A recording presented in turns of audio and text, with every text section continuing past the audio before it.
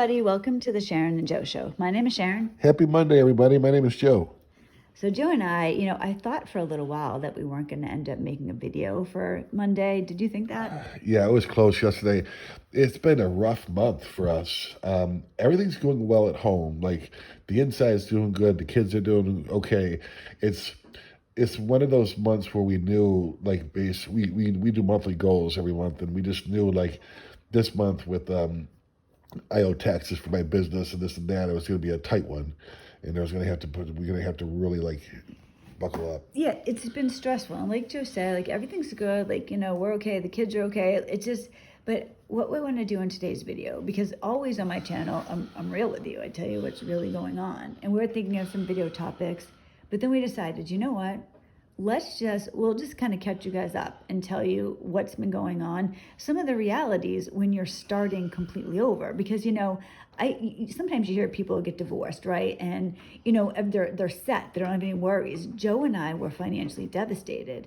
And not just that, but we each have 2 kids, and we're left with the full responsibility of the kids as well. And the animals. And yes, and the animals. It's been tough. Like my motto, it's always been like this: is it gets worse before it gets better. Like when I clean the house, for the first like few hours, it looks like it's worse than when I started, but it's because I'm moving stuff around and cleaning every corner of it.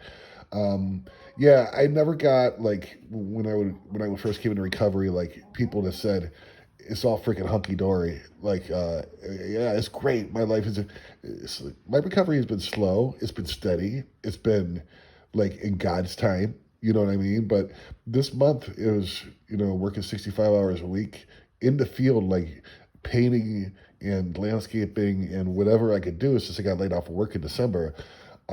We have taxes I owe. My car is coming up in 2 months over here in this state. We have an e-check. There's basically emissions check that it's not going to pass. And I got to figure out what the hell I want to do with that. His tires are bald on it. Like, we got that going on. Sharon's car, her lease is going to be up in August. Just a lot of work. Sharon's working 2 jobs now and taking care of the kids and the animals and cooking and cleaning. And like, we're putting forth maximum effort. Each of us is like nobody's slacking here. You guys, you know what the thing is? It's difficult but Joe and I always try to remind ourselves, and we do this. We're very close to God. We call him Dad. So if you hear me slip up and say Dad, I'm talking about God. We are prayerful people. Like, we're trying to live the life that God wants us to live. And both of us feel, all right, I have certain things I need to work on. Joe has certain things, and we work on them together. And we do have like a stable, happy home, but the stress, like the financial stress, it's the anxiety. Particularly, yeah. And it's like my CPTSD, the symptoms of anxiety, and it really like hits in. But a few weeks ago, I don't know if it was maybe the Holy Spirit or like my God consciousness, whatever, there was a reminder that came to my mind, like, you know what, Joe? From the womb up until this point, from the time that you were in your mother's womb up until this point, you've always been taken care of. Like, everything that you need, you have. After all this that you went through, that you put yourself through, you're partly responsible for it, and there's other factors like narcissists that had their part to play in it, but you wound up okay. So I keep that like mantra in the back of my mind, like, man, I've been through hell and back. Like, God didn't bring me this far to drop me on my head. Like, I'm going to be okay. You've said to me so many times, like what you just said, God didn't bring us this far to drop us on our head. And you and I have like little differences. But one of the things that I try to think about, because you know what the thing is, you guys, and I'm sure many of you can relate. It's not like we're the only people in the world that have this problem. We are really going month by month. But I was thinking the other day, and I can't remember what part of the Bible this was in, but it was when the Hebrews were, when they were traveling, and when they were in the desert. Thank you, for 40 years, and they would have manna. We related to that because you had 20 years. That's what I was saying. And I had 20 years of entanglements. Yeah, both of us were married for 20 years. Each, so it was 40 years in the desert, pretty much. But I thought before when, God gave them the manna, and they could only have enough for one day. They were supposed to get what they needed for that one day. What was it, like food from the sky? Like yes. From the sky? And then it was like, so they had that for one day, and then the next day they started all over. On Saturday they were, or I guess the Jewish would be Friday, but on the Sabbath day they didn't get any manna. They had to get a double portion the day before. And I feel like, in a way, that's what you and I are going through, Joe, where it's like, okay, because we do have all our needs met. We live in a nice house. We were doing some gardening outside today. The kids are safe. We're okay. We Like, have an every bill is abundance. Like paid. when you break the list down, we have more than what we need, which But means we there's have to abundance. go, like, we don't have far in advance that we'd rather have. We don't have the security we'd rather have. Yeah, the security's always been an issue for me. I worked there my whole life, and every Yeah. time I get somewhere, then the narcissist would sabotage it and steal it or tear it all down, and I allowed it to happen, you know. But yeah, we're not there yet, but we're just being baby fed. One thing's for certain, like Dad will do the impossible. It's just we have to do the possible. And right now, in my late 40s, landscaping, painting an exterior home, a 6,000 square foot home. I'm painting it by myself. Like it's been hours of work every day, but I'm grateful for it. I'm like, thank you. Like I just knew like we just need to make it through April. And it's like, okay, now We do have some stuff coming up, right? Like, my house, you guys, like, I've been having some issues in my house. oh my God, you guys, it should have been in the market in March when the housing bubble was at a max. No, not March, like July. Well, yeah, earlier than the summertime when Yeah. before like the housing market started to collapse. So now it's like they're getting no hits on it, and Well, we are. It's 3 people have made offers that we accepted, and each one fell through. It just keeps falling through, and it's so frustrating. And I actually had like a freak out. When was that? Like a week or 2 ago. Yeah. Everything had just, now that doesn't generally happen to me, but when I have too much, I collapse spectacularly, and like that happened, and just like I feel better now, like, but it's so stressful. But I keep thinking, okay, we do have these things, right?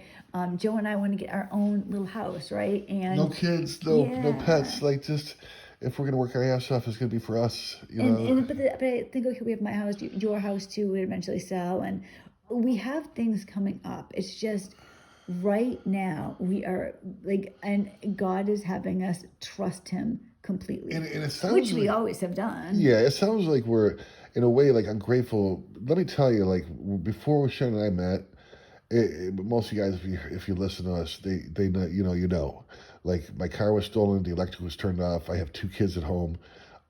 Yeah, the ex stole the car. I had no transportation. I had to drive my bicycle back and forth to work. It was ridiculous. She stole money, every penny from our account. Like her mother was living with me. Sharon, like you didn't know what you're gonna give your kids for Christmas. The oven broke the same week that the fridge broke. It was a freaking mess. We were, yeah, the 2 of us, like many of you. Like, I get it. Like, this is why we talk about these things, so you know you're not alone. We need to remember sometimes. We need to go back to remember what was it like 2 years ago, Yeah. like 3 years ago. Like where were we at? It was like, yeah, I better stop complaining. Even if I get the idea or thought that I want to have a little pity party in my head, yeah, I'm gonna put Well, the kibosh on sometimes it it's right now. easy, I think, to be like, all right, I've been through this, or for us, we've been through this happened, that happened. When's it going to be our turn to catch a break? And then I find myself comparing myself to other people. Of course, these are people I have no idea. They could be having a miserable life. You and I we have a stable, nice home, but it's just the security. It's elusive for us. You guys, the day that I finally, after 2 years, got the divorce, I got laid off of work, and then the next week I went to a doctor's, and I have an infection in my ear, but it's not like a normal infection where I'm gonna have to probably have my ear removed, and like it was, and there might be some kind of surgery to replace it, but that's gonna require a specialist in another state, and my health insurance doesn't cover it. So, like life continues to happen, and I think the support for people to know, like it's accepting life on life's terms to the best of your ability. Because I thought I was like, the worst is over. I'm already up and up. It's like, well, shit. Like now this other thing is happening. It just took me a long time and a great deal of pain to say thank you. Like I don't have a terminal illness yet. I am sober after all this chaos that I've been through. My kids are safe. There's food in the fridge. The electric's on. We have 2 cars, not none. Even though my car's not going to pass my e-check in 2 months and your lease is up, but I have to always kind of like counterbalance that with like a mental gratitude list, I guess.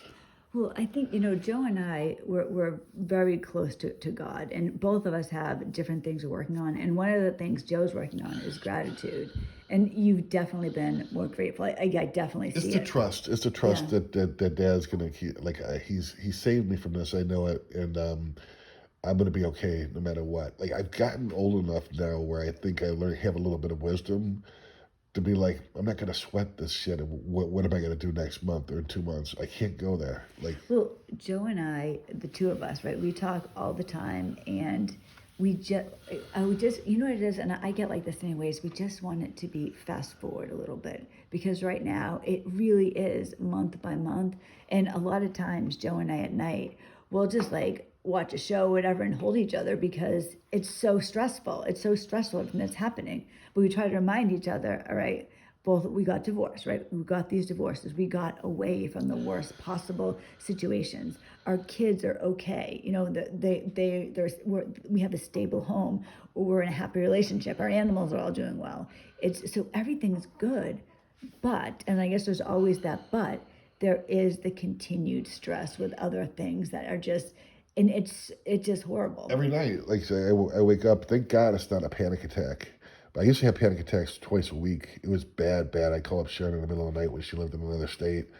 And when she wasn't here, I had what was it? Abdominal ulcers, and plus, it's bad. So it's still there. Like the symptoms of my CPTSD. Like I wake up in the middle of the night because I'm having a hard time breathing or whatever it is. And then Sharon will actually get up with me and she'll talk. We'll talk for a little bit, but it's a positive reinforcement. Like you're okay. Like the kids are okay. Look around here, and it's that and saying, okay, it's in God's time and just kind of I've always wanted to be able to control the outcome. Yeah. Narcissists aren't the only control freaks. Or, I saw in my recovery that I was delusional just as much as a narcissist is, and how I wanted to control the narcissist and want them to act a certain way. Like, that's all insane. As an empath doesn't mean healthy. But it's like, I can't predict the future and I can't control the outcome. The only thing I know is that my best thinking got me drunk when I was an alcoholic. And when I was sober, my best thinking got me entangled with a narcissist because I never dealt with childhood trauma from my past. Well, the thing is, when you've been with a narcissist, you're like Joe and I were both with our exes for 20 years. We were living a fake life without even realizing it. And that will just blow your mind. And I don't Yeah, want fake security. Like, that's true. We're talking like living month to month. There was a time where I had a business, I was booming, we were doing good, and like the house was gonna be paid off, and there was gonna be money in the bank, and I could breathe. I could finally breathe, and it was all fake security. She stole it all and sabotaged it. Well, there was the time. Same with you. Like, Well, yes. I mean, you gave up your career. Like Sharon was a veterinarian and had a PhD. Like, is very, very smart and well educated. Gave up a career for some guy like that acted as if he was this business guru, and because his father was a multimillionaire. My ex's father is very successful in business. He's very wealthy. Like, and I always like it was like even when I was dating him, it was always, oh, he's just like his father. I'm thinking that, and I think he thought it too. But then it turns out, so here's Joe talking about how, he thought he had the security that he had built up, and then it got like sabotaged. I was like that too. I thought, and it's now I know what really happened, but I put my life, my kids' lives, believing that I was financially stable. Well, you did stuff on your own to make sure that like their Well, kids' that was accounts were like after. 40 grand, and Yes. he took that all. It's just Well, yes, that's true. But I remember one time, you guys, and I'm sure I probably told you this before. I was asleep. It was the middle of the night. It was like 3 a.m, and my ex woke me up. Sharon, Sharon, Sharon. And I'm thinking something, well, something was terrible about to be said. I'm like, what? We have no money. We can't feed the kids today. Like, literally, like I was living in a nice house, like, upper class neighborhood, and I couldn't afford to feed my kids because of my ex. I have to tell my parents right away, and I need them to give us money because we can't feed the kids. I mean, it literally that happened to me. After that, I made some changes. I literally started hoarding cash. I never went to the grocery store without getting cash back if I was using a debit card. I built up a couple of $1,000s worth of cash because that traumatized me. Today still, like, it traumatizes me, but that's the type of life that Joe and I were living. Fake security. But at least we get to start over, and we're aware. Like, I don't want anyone to listen to this and be like, oh my God, like, that's horrible to have this situation. I would live this way again a million times over. Yeah, as I said before in the past, like my worst day, like narcissist free was better than my best day with a narcissist, because any days that were a best day, any days with a narcissist. It scares me when I think back to how things were, because, and for you too, I'm sure, like many of you listening, I didn't know it was like I was in a different world, and it wasn't real. Like, you're living a life that you're doing things, like you think you're stepping on firm foundation, but it's really just like quicksand underneath there. You have no idea. Like, now, Joe, at least we know, we know reality, right? We know, okay, we have this bill coming up. It's not the situation where Joe's pretending that he's paying everything, and I don't know that he isn't, and then all of a sudden... That's what it was like for you. Yes. Oh my God. Yeah, it was horrible. So I guess, like, this isn't like to let anybody down. There's a saying, like, trudging the road to happy destiny. Like, trudging, sometimes you got to trudge through things to get there. But there's definitely hope from a hopeless situation that we're in. And a couple things, just little tools that we use is, do we have everything? The first question we ask ourselves is, do we have everything that we need right now? And that mental gratitude list will start like, okay, do you have food? Is the electric on? Do you have a blanket? Are the kids safe? Do you have a bed? Then you start naming all these things you got, and you have more than what you need, because that's the truth. And sometimes you need to bring that fear to the light, and the light itself will dissipate it. That's one thing that I do. And another thing is, like, looking back and always, like, knowing this is a fact that I've always been okay. Like, I've always been safe. My worst fears, like, they were just fears. Like, the anxiety was worse than it ever happening.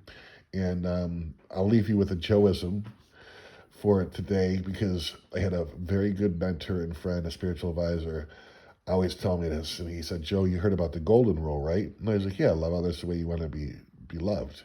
Well, there was a time where I didn't know how to love myself, so I didn't know that rule. I tried to, like, love other people. I thought I did.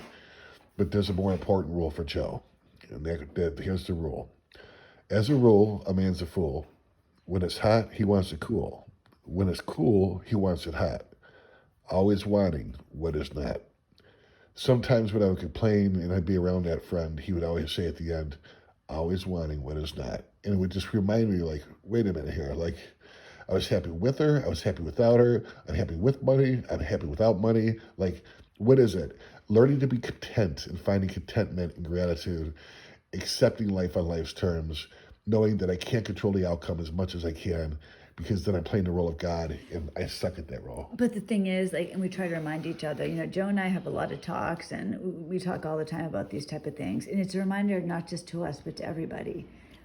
All of us, we have more than we need. It's just that there's always going to be something, like you said, that you want. And it's like, and it seems to me like, oh, I just want basic security, as if, well, oh, okay, here you go. And then how about the terminal illness that you get a week after you have that basic security? Like, there is people right now, and I think this sometimes, there are people right now, and God forbid it's one of you, who are in a hospital room looking at my problems or Joe's problems and thinking, yes, exactly. I would give anything for that position. Yeah. So it's a reminder, like, how bad is it really? It's a perspective. I had the same friend tell me one time, he was like, Joe, if you were in a crowded room and everybody was sitting down and you were told, okay, here's this little box, it's an empty box, I want you to write in here your worst problems. And you circled that box around and you jumbled it up and you got to another box from somebody else and opened it, you want your damn problem back. Because it's perspective. Is it a tragedy or is it an inconvenience? Asking yourself questions like that, it's all in perspective of the way you look at things. I agree with you. And it's also just the reality. How much are you willing to work for the life that you want? You have to do your part. Like, God does the impossible We have to do the possible. Like you can pray for potatoes and tomatoes and stuff all you want, but unless you pick up the hoe and you do the digging and you plant the seed and you water, ain't no damn potatoes. Or it doesn't matter how much praying you do. So this was just a little, I hope you guys didn't mind us doing this video. We're both so exhausted and we didn't want to miss a video. And we thought, you know what? Let's just talk a little bit about what's going on. And there's more we could tell you. So if you want another video like this, let us know. But we're okay. You know, the kids are okay. It's the uncertainty, and we're so tired, you guys. I feel like in some ways we've been fighting forever. It's a good tired though, you guys. It's not an exhaustion where the narcissist kept you up all night. It's not like that. It's another Joeism I've been throwing them out there tonight is drained and saturated at the same time. Like just exhausted, but in a good way. Like we have hope ahead of us. Like I do, both of us. There's a light at the end of the tunnel, but oh, you guys, I feel like we're crawling on our knees to it right now. Oh my gosh, I'll tell you guys a story in the next week or something how I tore my Achilles heel, and my ex narcissist. It was just a whole different story, but I remember at nighttime I'd have to crawl up my stairs because I couldn't walk because I had this boot on, and I was just so tired at the end of the day, just so tired. That's how I feel, but a good tired. Like, thank you, Jesus. Yeah, I agree.